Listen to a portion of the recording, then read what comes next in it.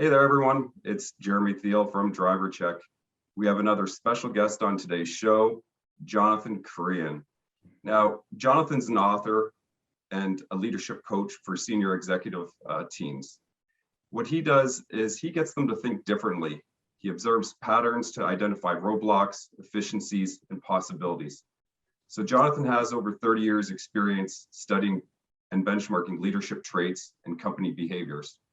I've been working with Jonathan for the past 3 years myself, and I can honestly say that this man has changed my life and saved my life. So I wanted to bring him here today because our theme is take control, and wondering words of advice that Jonathan can provide to us on how we can take control, improve the workplace health and safety with immediate action items both today and tomorrow. So with that, I'm going to say, welcome, Jonathan. How are you? What a great pleasure being here. So happy to, get this opportunity to, dialogue and sort of hang out with you for a few minutes. It's going to be great. Good. It's always a pleasure. I don't always know where the conversations are going to go, and that's why I love them. But the theme I wanted to talk to Jonathan about today was, again, when I said Jonathan saved my life, it's not being overly dramatic.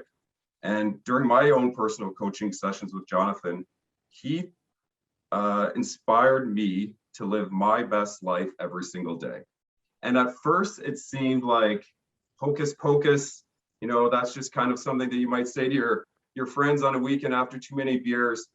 But I was able to really take that comment about living my best life every single day, and I put that into place over the last 4 or 5 months, and I've had profound changes.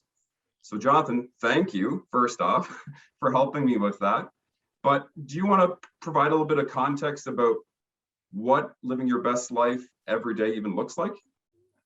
Yeah, let's start there. It's been a real pleasure working with you and all of the management team at Driver Check. Driver Check's a very special place, and you guys have really jumped right into the game in all of this. And you worked really hard to, dig into our conversations, and that's really what living your best life is all about. It's about diving in to discover the best of who you are, and not being afraid to look at those things within you or your life that aren't working and decide to change them in some way.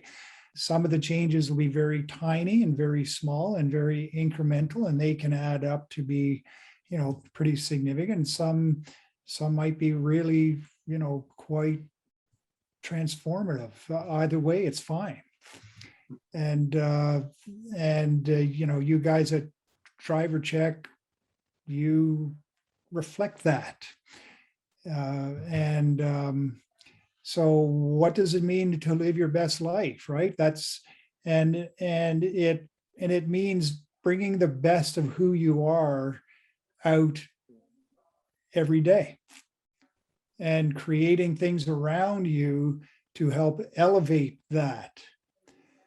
So we can break it down into 3 things: understand who you are, how you operate in the world, and maximize that understanding.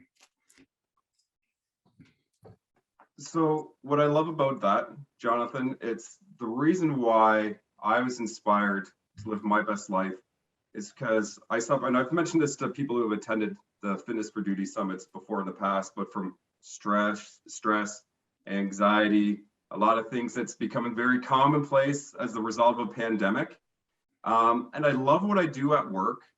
And I love my family very dearly. I have 2 little guys and a wife who have close to 10 years. And I was having a difficult time balancing work with life. And my father passed away in February, and it got me in a state of raw emotion. And I felt like I was that hamster in the wheel running, but not knowing where I'm actually running to or how I'm going or where I'm going.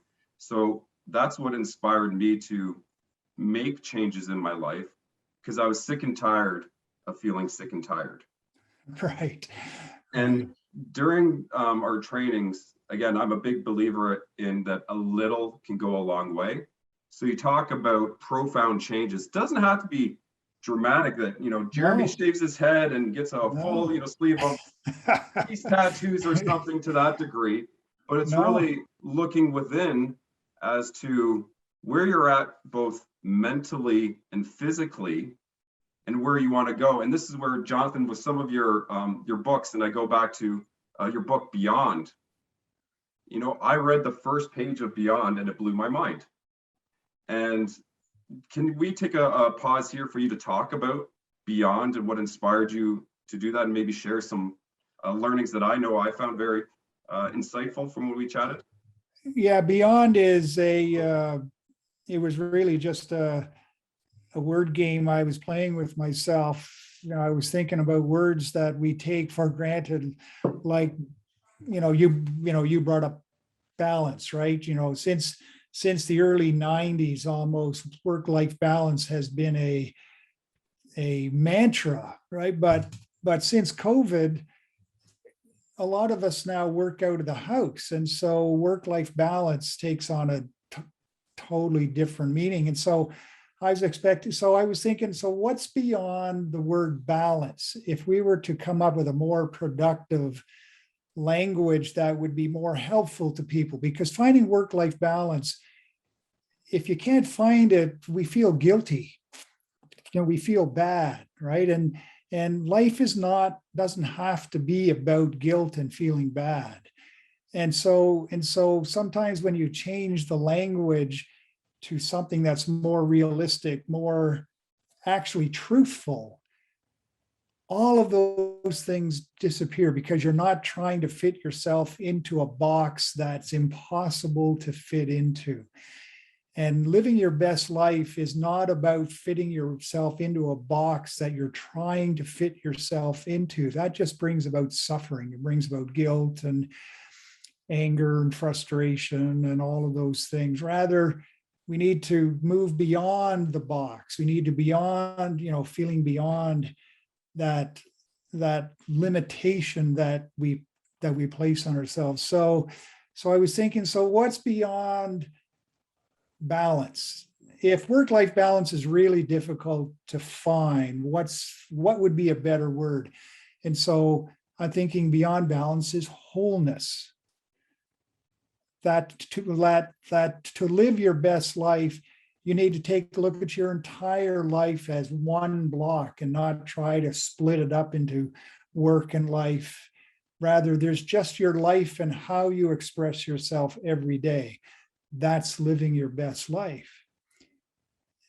And I wrote, and so Beyond is actually where I took 40 words and I explored the word that might be next, might be the evolution of that word. And every word that was an evolution of the word we took for granted was more powerful, was more clear to me about life actually was. So when we let go of our need to find work-life balance and we focus on our entire life as an expression of who we are, this is particularly important now because a lot of us work out of the house where there is no boundary anymore. There is just your life and how you live it. Because the kids are home, because the dog needs a walk, because the Amazon truck shows up, because we get a knock from our neighbor asking us for something. Like life intervenes into our work now like never before. And so to try and find work-life balance just doesn't make sense. Sounds like you're spying on me. So bring it back for the audience. I mentioned I have two little guys. I had a 6-year-old that was taking grade 1 as I was a teacher. I was also, a parent. And then I was also working full-time for Driver Check. Yeah. And then I have a 3-year-old who was at daycare here at home. You're at home, right? So you need to figure out, not what does the life I have expressed to me? My whole life, because your life includes all of the things that you just talked about. So we were talking about beyond, right? And that sense of beyond balance is wholeness. And that wholeness is really you and your life in its entirety, and can't really be broken up into two segments like we've been told that we're supposed to have. And that, we were talking about that a lot of us work out of the house right now. So it is a brilliant opportunity to find that place where, at this moment, I can feel frustrated that my kids are home and the dog is barking and I got to take it for a walk and all of those things. Or I can see it as an opportunity to express the best part of who I am, and that I've been given a real special opportunity. And it may not come around again unless companies say, you can work out of the house, right? I mean, some of us were lucky enough to be able to work out of the house for the last 30 years and take our kids to school and, take the dog around the block during the day. And that's great. Most people had work and they had home. And now, not everybody, even those that, work, there's still opportunities to move beyond that work-life balance, to ask yourself, what little thing can I do at work that expresses who I am? And how can I bring that out?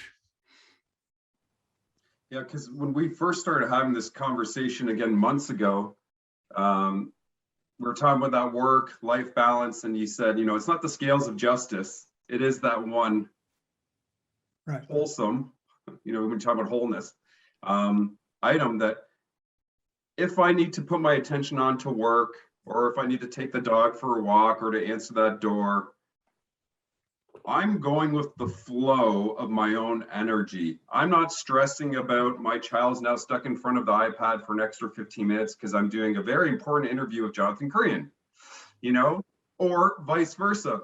To me, what I took away from our conversations was spending the right energy on the right things at the right time.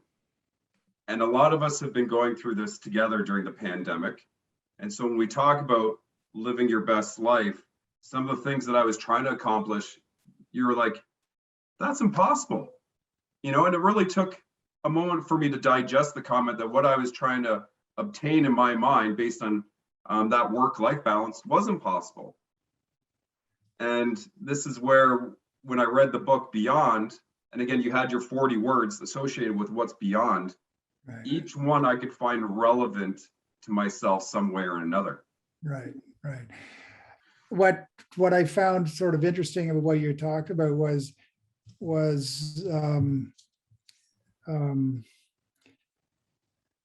this idea of expectation. Like early on, I had talked about, we expect to have work-life balance, and if we can't have it, we feel bad, right?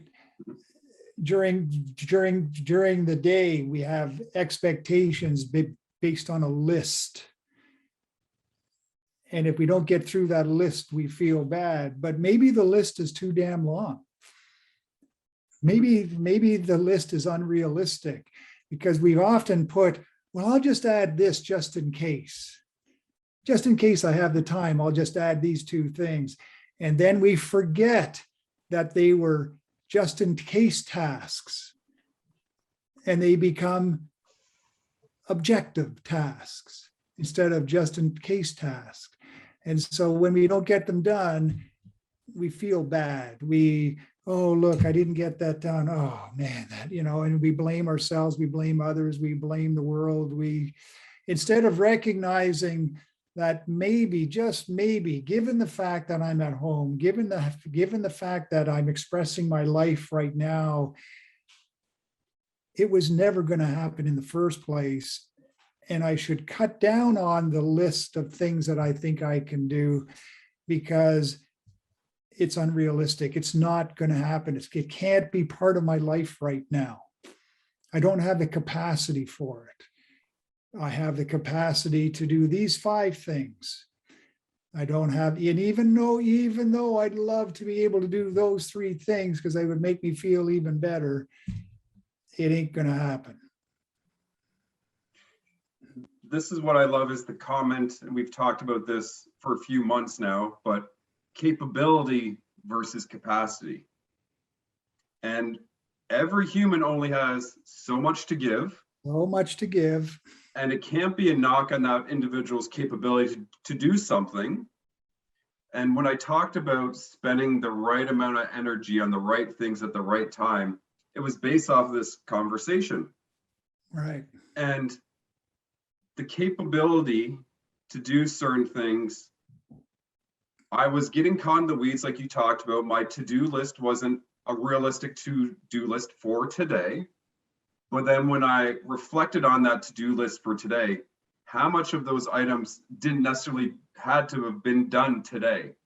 Right. And so what I found is once I started having a better job of prioritizing and understanding what needs my energy today versus tomorrow versus next week, I was finding that I was being more mindful of where I was spending what you refer to as the thinking mind, the working mind, and the aware mind.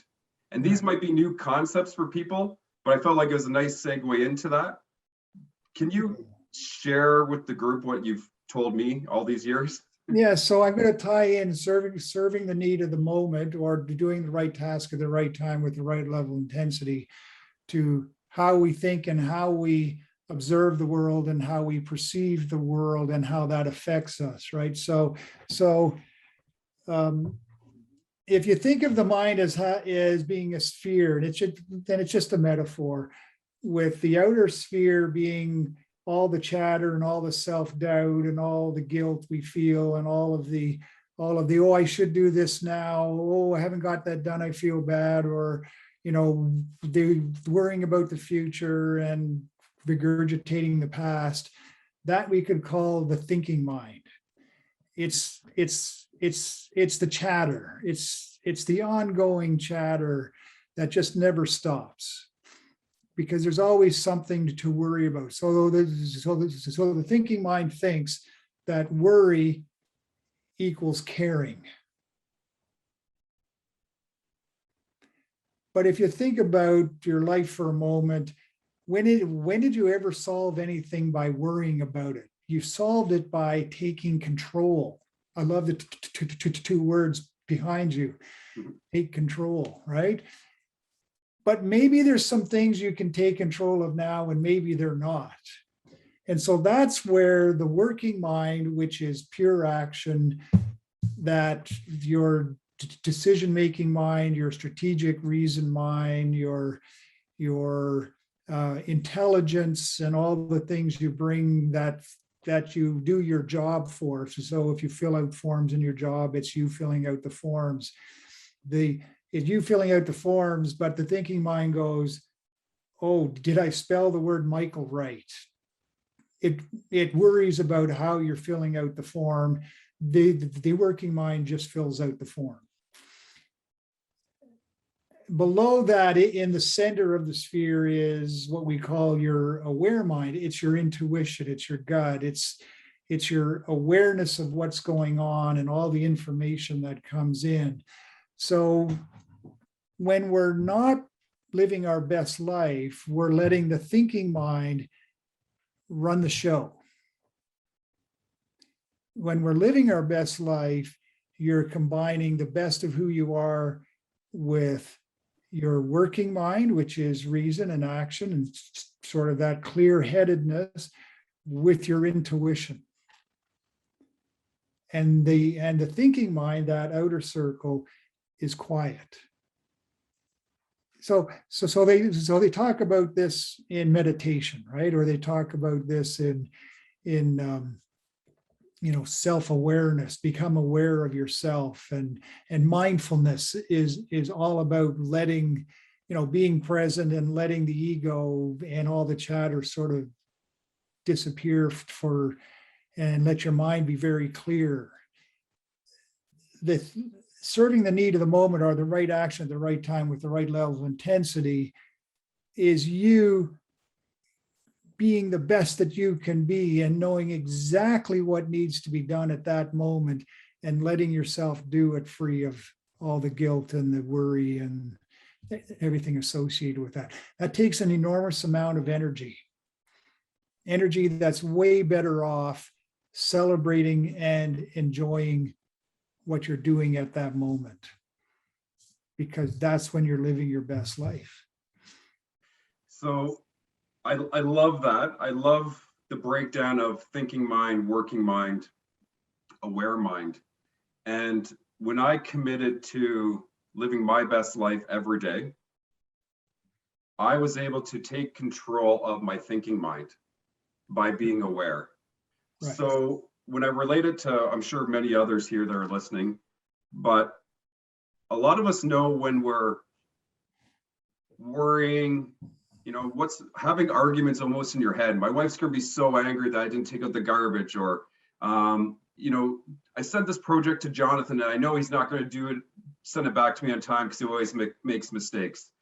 That sort of mental chatter. And again, I should have used my name instead of yours, throwing you under the bus, but there's nothing but love. It's all hypothetical, right? It's all hypothetical. So as soon as I find myself going down that path of unproductive thinking, I stop. And if it really is a problem that I'm dwelling on, I move to the working mind on how am I going to solve this problem. I'm not going to dwell on the negative about this or that, or all the issues that I encountered. And when I put my working mind to what it's meant for in solving problems, it feels like I have more energy to concentrate. So we go back to capacity. The less time that I've spent worrying about the stupid shit, the stuff that doesn't matter, has actually made me more productive. I feel less anxiety. I feel less stress. I feel like I can give attention to, my coworkers and my loved ones and, friends, because I have more energy to give, because my thinking mind was absorbing me. It was absorbing all my time. It takes an enormous amount of energy, and I'll just give you a real quick example of this. Right, we're working with a client and we were talking about this, and we were talking about, he got us, how we get snarky emails, and then we sort of obsess over them a little bit, right? And I was saying a 5-minute distraction takes 20 minutes to recover from. So your thinking mind just is sort of you need to get out of your thinking mind and back into that place. And I was using the example of a poorly worded email that we sometimes, when it's better just to pick up the phone and get clarification, we end up sort of obsessing over emails. He said, 20 minutes, Jonathan, I spent an entire evening wondering how I was going to respond to this email. And I was disconnected from my children. I was disconnected from my wife. I was disconnected from that moment at home, those short 2 or 3 hours I get to be at home. I completely missed being at my best. And that's how much the thinking mind can consume the energy, that you literally become blinded to what's going on around you because you're so internal. All of your, it's like literally you're internal within your thoughts, right? When you're out of that and you're just into the working mind and the aware mind, there's even one more step you can take than what you described in terms of solving the problem through the working mind. and that is letting go of trying to solve the problem at all. Now, I said very specific words. I didn't say the problem wasn't going to be solved. What did I say? I said trying to solve the problem. Because trying to solve the problem means you're still using energy that you could use to just solve the problem. And I get it. It's a leap, because it's a real level of trusting yourself that we don't always want to go to, right? There's going to be skeptics with what you just said. I get it. Absolutely. I get it. But everybody does it all the time. It's when you're distracted doing something else, like cutting the grass or washing the dishes or cooking a meal, and all of a sudden the answer comes to you from a problem or a question you had at work. Or you wake up at 5 in the morning or 3 in the morning and the answer pops into your head, or you're in the shower or you're driving, somewhere, and all of a sudden the answer just pops in your head. That's what I'm talking about. It's not anything that we have to learn to do. We do it already. It's just that we don't trust the fact that we do it. We don't trust that it's actually a really efficient way of operating. And capacity is the time and energy that we have. And each of us, and you said it well, Jeremy, you said we each have a certain size vessel. Some of us have a large vessel, some of us have smaller.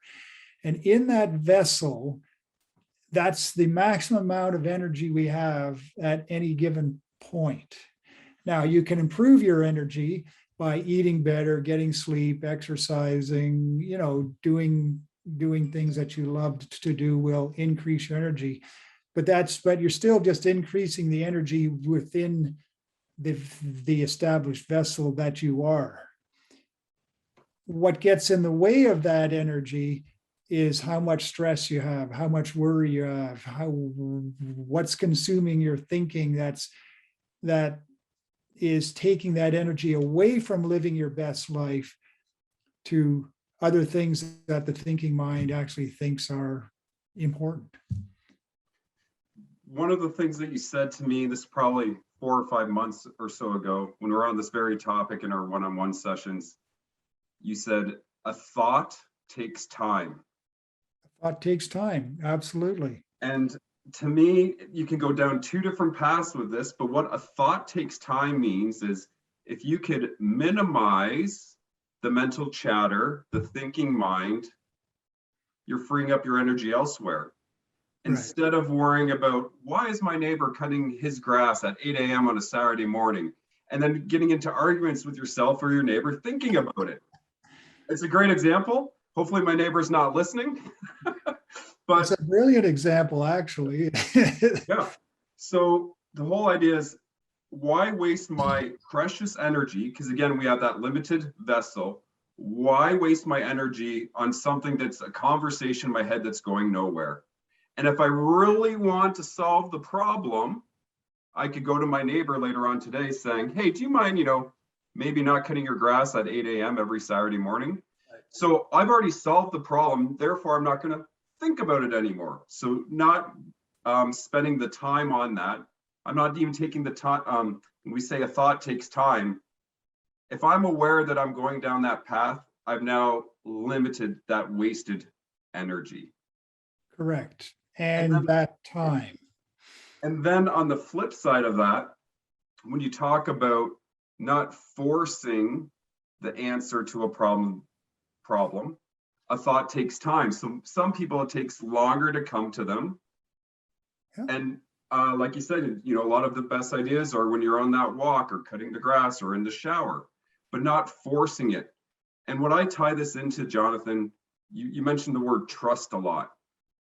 You have, again, a phrase that I've learned from you is trusting myself, trusting the process, and trusting my peers. Right. So those are my colleagues, those are the ones around me. And when you're able to do that, the answers will come. It's trusting your ability, because again, we're not talking about capability, right? But once you can trust yourself, the process, and the people, it again frees your mind to do wonderful things. And the fact is that you might not always have the answer this given second, but trusting yourself or the team or the process that you'll come to that answer. And this is where we talk about skeptics, right? Some people, again, when I said hocus pocus, well, put it into practice, try to free up, your thinking mind and noticing and being aware when you're moving from one of those minds to the other. Right. And that's where the discipline takes place, right? That's where the awareness of your thinking and your feelings and your reactions and your emotions being more self-aware. That's currently we call it mindfulness, right? Becoming mindful of sort of your inner state relative to the external conditions going on around you at that moment, right? And it's now more part of our lexicon than it's ever been before. We never called it mindfulness. We just called it a really great way of living life. It's just so much easier. You had talked about being sick and tired of being sick and tired, right? Well, that's essentially you're just running out of molecules. You got to figure out a way, something's not working anymore. And COVID has taken away a lot of people's feeling of control. But life isn't found in the big things. Life is found in the very small moments. Walking down the road to get the mail at the post office and stopping to say hello to a friend, or noticing the beautiful blue sky as you're going from your house to your car to go grocery shopping. That's where life is. And those are well within your control. It's when the thinking mind creates a barrier between you and those moments that are rich and beautiful and well worth noticing that you're not living your best life. So first off, I love these conversations, Jonathan, so thank you. That's why we wanted to have you on the show. But what is something that people can do today to almost do an analysis of where they're at or where they need help, or to enjoy the small moments, or what's the key takeaway that people can leave here today with taking control in mind? I think they just have to make a decision that behavior X works and behavior Y doesn't. Or this way of thinking works, but this way of thinking doesn't work, and it's done. I'm finished. It's just done. I can't spend my life in anxiety or guilt or fear or anger or frustration. And then you can do something about it. That's beautiful. It's committing to change. Well, beyond decision is purpose, or beyond decision is meaning, right? It's like, why are you doing what you're doing? Or beyond, I can't remember which, or beyond goal is purpose. So beyond decision is meaning. Why are you doing what you're doing, right?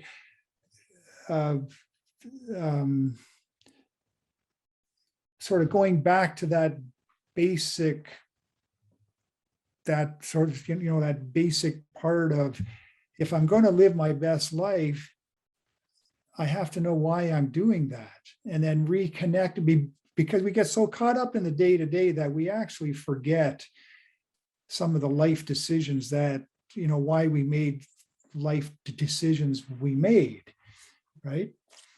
And because we forget, because life takes over, or that aspect of our interpretation of life takes over, we just sort of go through life on automatic pilot, not really aware that things are pounding in on us that are affecting us when they don't have to, or we don't even have to have them as part of our life. It's just we've taken it on when maybe there's nothing you can do about it, or maybe there is something you can do about it, or maybe it's not time to do something about it. Timing can be everything sometimes, right? Absolutely. If you and I would have had this conversation, say 10 months ago, I don't think I'd be in the same place of understanding as to why I needed to make changes. Because I've always been aware of when I'm in a bad mood or if I'm overthinking something, but I didn't have the level of understanding that I have the power to control, as in stopping those thoughts and putting it into something productive, putting it into working mind. So those sorts of things have, once I was committed to seeing an improvement and to being aware of when I was going into my thinking mind, that just started the whole process, right? Right. And because and there's one aspect that I know specifically helped you, and that was eating well, eating properly. So I am and have always sort of suffered from hypoglycemia. So that's dropping blood sugar. And it's sort of made the media now with hangry, right? And that chocolate bar commercial where the guy turns into a monster. He's given a chocolate bar, and all of a sudden he's himself again, right? There's a connection between your eating properly, the habits of eating, and your thinking and your emotion. And so if you think that I don't need lunch, I'm just too busy to have a snack in the afternoon, it actually affects how you think and how you perceive what's going on around you, and it doesn't give you the energy to deal with, or even not deal with, make that discrimination between I have to deal with this, or I don't have to deal with this. I don't have to take that on. That's not me. That's not my responsibility. Food is part of that capacity, part of the building up of capacity. And that's a very concrete thing, but if we're working at home, the fridge is just around the corner, right? So I just sort of adding to what you were talking about there and bringing it down into a real concrete thing. I'm glad you brought that up, because again, mindfulness is just one piece of it, right? You talked about nutrition, and I was, skipping breakfast or skipping lunches because I have to do this project, or I don't have time, as you mentioned. But then I'm going on more of an emotional roller coaster because I'm thirsty, I'm hangry, so now I refer back to self-care, self-love. Right. The body needs food to function. My brain needs food to function. I will take, and being mindful of what you put into your body and when. Right. Most of the meetings that I'm on camera with you, Jonathan, I'm eating a power bar or a vegetable or maybe a grain or something, because I'm constantly fueling my body throughout the day, because I've seen what it does to me when I don't do that. And just to carry this a little bit further, another thing that has really helped for me with anxiety and stress is the exercise and the outdoor activity. You know, I'm working from home. I'm on camera most of the day, but I will find time to break up my day, either to go for a walk, go for a bike ride, you know, just sit outside and smell the air, enjoy those clouds that you mentioned. And in our learnings, Jonathan, you refer to this as your secret sauce. Right. And your secret sauce, can you tell us a little bit more about that? So I alluded to the secret sauce very early on when I talked about understand who you are, how you operate in the world, and maximize that understanding. Those are the three elements of secret sauce. Secret sauce is, and even if you have a job you don't necessarily like, there are probably components of the job that you actually derive some satisfaction from. Secret sauce is using the best of who you are as much as possible in your life. And then building around you the things that allow you to best bring that part of you out. So it's using your strengths, it's using your values, it's using the best part of yourself, it's using your brilliance, if you will, and then bringing other things into your life that allow you to bring that brilliance out. So it could be exercise, it could be your environment, it could be if you spend a lot of time in your car, what you place in your car to make you feel good, just to bring out the best of yourself, right? And then it's actually recognizing, validating, and using that all the time. Even if you have a job that you don't like, there's still things in your life that you can bring out of yourself outside of work or within work, or get a new position within work that's closely, that's more closely aligned with your strengths and values and sort of that, your gifts that you bring into this world, right? And that is directly and fundamentally tied to living your best life. Another thing to share with that, as far as what's been one of my secret sauces, is music. And I'm talking about not just any music, but your absolutely favorite artist, favorite song. And I want to encourage people, next time you're having a moment, a bad day, a stressful anxiety attack, put on your favorite artist or song and go into a quiet room and be by yourself, if possible, or headphones if you're not possible to do that. But put on your music that makes you feel really, really good. And I want you to think about how you feel during that moment and how you felt before you put on that music.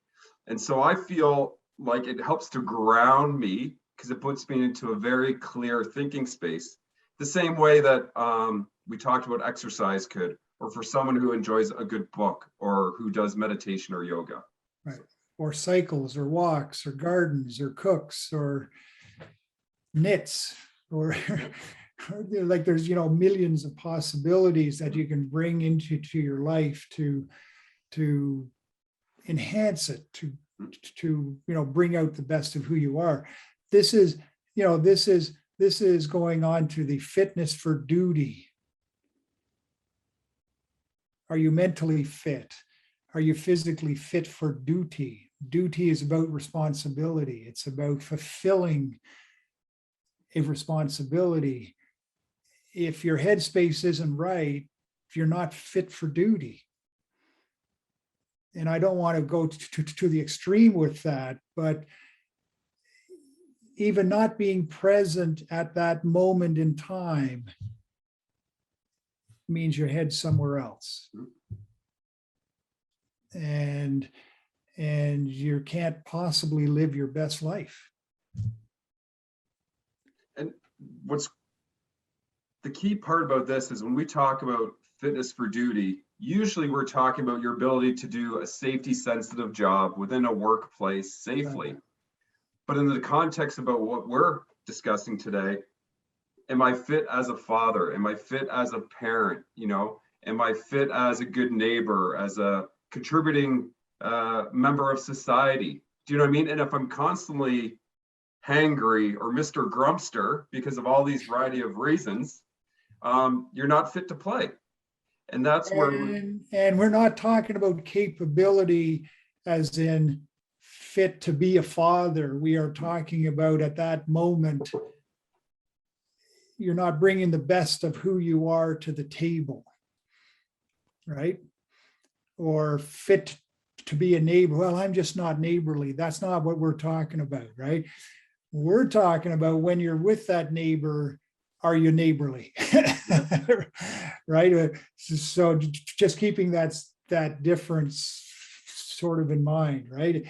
It's about who are you bringing to the table at that moment, and is that dutiful? Is it can you, and if it is, then you're living your best life.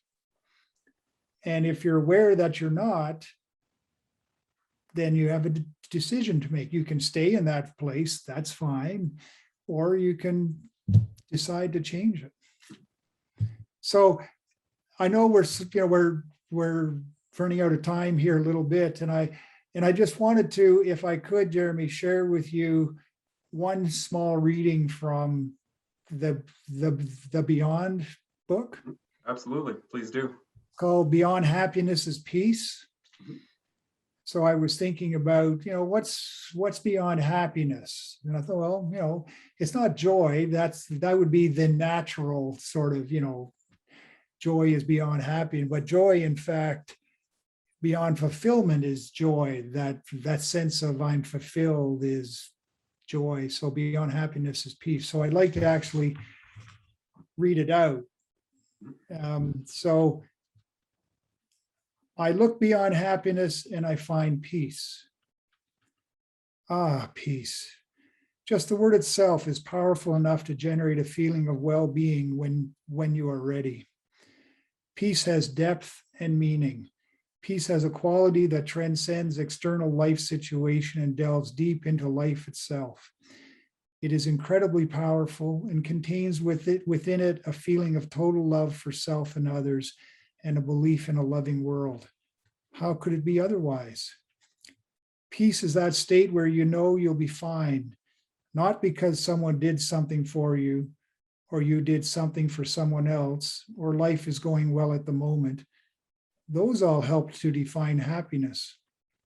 No, go beyond that and discover right now, in a state in which nothing would affect you. No action could harm you, no person hurt you. You would be at, well, peace. The thing is, we can be happy as we want, but still not be at peace. But we cannot be at peace without it also containing happiness. Though in and of itself, peace does not care about happiness. Why should it? Happiness is fleeting, temporary, and at the whim of circumstance. Anyway, the real issue, of course, is not happiness itself. Happiness is just a concept that, in our Western culture, has expectations attached to it. No, the real culprit is the constant striving, longing, and desire for it. Happiness will never be achieved if it is desired. It is the desire that blocks it. If I do not achieve it, I'm unhappy, sad. And if I do, I desire more of it for longer periods. I cannot sustain the intensity of the feeling and become sad that I'm not strong enough or talented enough or lucky enough to keep it present. I'm in a catch-22. The constant craving of happiness is background noise in my head and body. What am I to do? If I want it, I will not attain it. If I say that I give up wanting it, I feel lost and rudderless. I am weak and gutless, destined only to achieve unhappiness. So I sit for a moment reflecting upon my dilemma, completely at a loss. Then it hits me. I laugh when I realize that if I stop longing for happiness, just drop it right here, right now, peace is uncovered beneath the fogginess of desire. Sit for a moment. Take a deep breath. That's it. And notice your breathing. Deep within this breathing, a peace begins to emerge. Here it comes with every breath you take. The deeper the breath, the deeper the peace. It's like sinking into your chair, your muscles relax, the tension in your body, wherever it is, your shoulders, neck, stomach, back, begins to dissolve. As you sit there, as the tension dissolves and you relax, you notice something else emerge, a tingling at the end of your fingers. You follow this feeling up your arms. This is life itself, celebrating your arrival, and peace emerges. All that you truly want right now exists beyond all that you thought was important. That whole writing has left me wordless again, which is powerful. And I think it's a great way to summarize. It's a great summary of living your best life and being at peace with moments and not striving for happiness. Awesome. Awesome. So Jamie, this was really fun. Thank you so much for thinking of me and you know, sort of having this really great, powerful dialogue. Always happy to chat with you, Jonathan. And I hope you'll take me up on my offer to do a few more of these throughout the year and not waiting for the summit every time. I am happy to do it anytime because you know, it's fun. Well, you know, at the outset, you talked about, you know, that I help people think differently, right? So if we achieve that today, that's, you know, that's fantastic. And I'd love to keep doing it with you. Awesome. Sounds like you have the capacity to do so. So thank you.